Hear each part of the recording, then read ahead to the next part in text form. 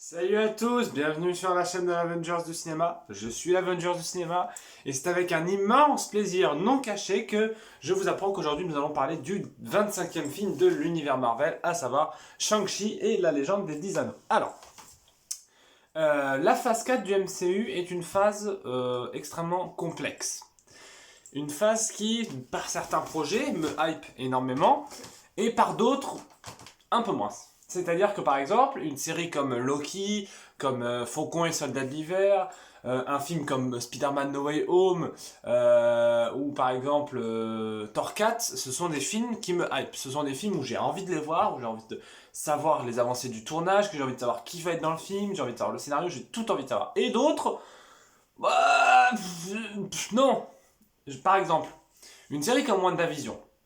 Je n'ai jamais apprécié le personnage de Wanda ni le personnage de Vision. Donc, le fait que ces personnages aient une série entière pour eux, oui, mais non, en fait. Vous savez déjà, je vous ai déjà dit, WandaVision, je n'ai pas trop apprécié, à part que 2-3 épisodes. C'est vrai que ça a changé dans le MCU, et c'est ça qui est bien dans la phase 4, c'est que la phase 4 tente des nouvelles choses. Black Widow tentait des nouvelles choses, Faucon et Soldat d'hiver parlaient du racisme dans l'univers des super-héros, donc il y avait vraiment beaucoup de choses, et puis Loki explorait le multivers, donc vraiment ça a commencé, on commence à vraiment changer et à partir de des choses de plus en plus imposantes et de plus en plus exceptionnelles au niveau du MCU. Des projets de plus en plus ambitieux, quoi. Et il y a également le film avec Angelina Jolie, Salma Hayek, Kit Harington, enfin voilà, plein d'acteurs très connus, à savoir Marvel les Éternels, réalisé par Chloé Zhao, qui sort au mois d'octobre, il me semble, octobre ou novembre. Sauf que Chloé Zhao, son premier film, c'est Nomadland, qui a eu donc l'Oscar du meilleur film et l'Oscar de la meilleure actrice pour Frances McDormand. Alors, je n'ai pas vu le film de Chloé Zhao, donc je ne vais pas dire si c'est bien ou pas bien. Néanmoins, la bande-annonce ne m'a absolument pas intéressé à aucun moment. Que ce soit en termes de cadre, de photographie, le film ne m'intéresse pas. Et quand je vois la bande-annonce des Éternels, dont la deuxième est sortie il y a quelques semaines maintenant, bah, c'est mieux que la première bande-annonce, c'est-à-dire que ça me donne plus envie, mais toujours pas trop, quoi. J'irai le voir parce que je suis un fan de Marvel et donc j'ai envie de savoir tout. Mais bah, non, quoi, c'est pas un film qui me dit plus que ça, quoi. Par contre, en décembre, No Way Home, là, on est sur d'autres bails. Donc, au milieu de tout ce foutoir, Shang-Chi était un projet que je ne savais pas réellement comment l'appréhender. C'est-à-dire que j'aime quand on présente de nouveaux personnages. Euh, voilà, les bandes annonces m'avaient l'air très convaincantes, très intéressantes. Enfin, ça donnait envie, quoi, mais je suis pas un très grand fan de tout ce qui est la culture cinématographique asiatique, que ce soit chinois, le cinéma japonais, le cinéma coréen. C'est quelque chose qui m'a toujours laissé en dehors. Donc, c'est pas quelque chose que je considère comme mauvais. Par exemple, je n'aime pas trop les films de Miyazaki, mais je ne considère à aucun moment que ce sont des mauvais films. Il y a une nuance à avoir. C'est juste que moi, par exemple, Parasite, qui avait été la Palme d'Or l'année dernière, je reconnais que c'est un très grand film, mais moi, ça m'a laissé complètement en dehors. Bref. Donc, quand on me dit, oui, on va faire un film Marvel, mais un peu plus orienté asiatique, avec les codes du cinéma asiatique, je fais, bon, ok, pourquoi pas, j'attends de voir. Et finalement, ça a été une très très très très très bonne surprise. C'est un film qui est extrêmement intéressant par plein d'aspects, qui est très plaisant à suivre. Les acteurs jouent vraiment tous très bien. Je trouve que Simu Liu, donc l'acteur principal, est vraiment très sympathique et ça me fait beaucoup de plaisir de voir un acteur comme ça dans le MCU qui va, après Avengers Endgame, tout le monde se disait oui, le MCU c'est terminé. Non, non, je pense que là il va ramener vraiment beaucoup de fraîcheur, beaucoup d'énergie, beaucoup de vie. Moi j'ai hâte de voir un film avec Spider-Man et Shang-Chi dans le même film parce que les deux là ça va matcher complètement en termes d'énergie et de jeu, ça va être très intéressant.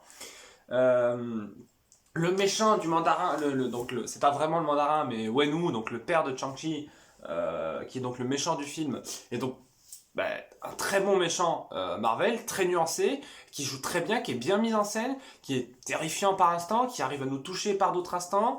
Euh, Donc voilà, moi au niveau des personnages, j'ai pas trop de problèmes. Je trouve que le scénario se déroule bien, que les personnages sont tous plus ou moins assez développés.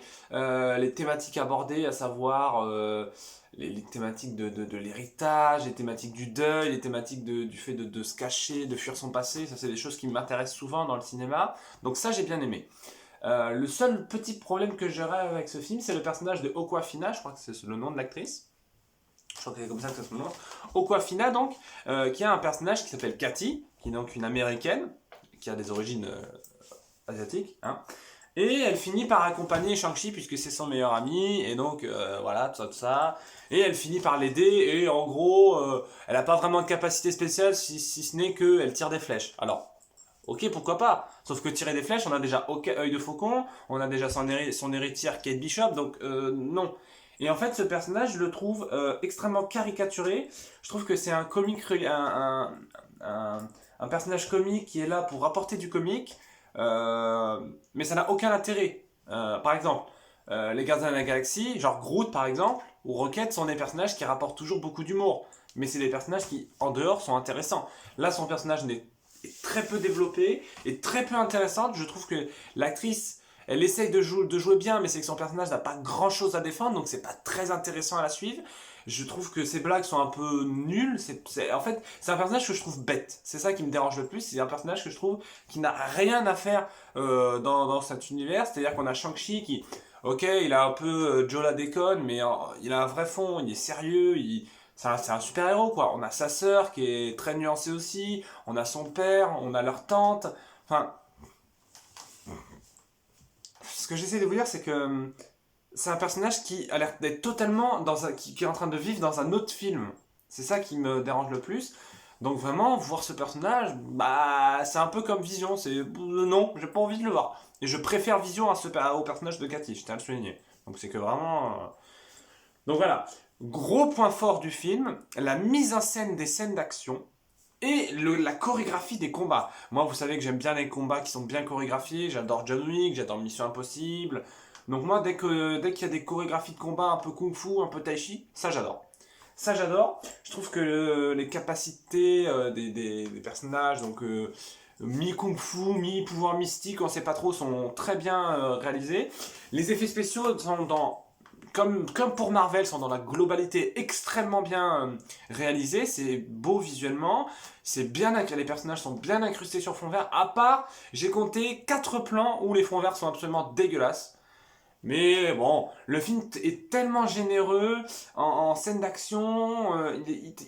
En fait, c'est un film qui te donne envie de l'aimer, Shang-Chi. C'est un film, je pense, qu'il y a besoin de 2 ou 3 visionnages avant de vraiment bien l'apprécier.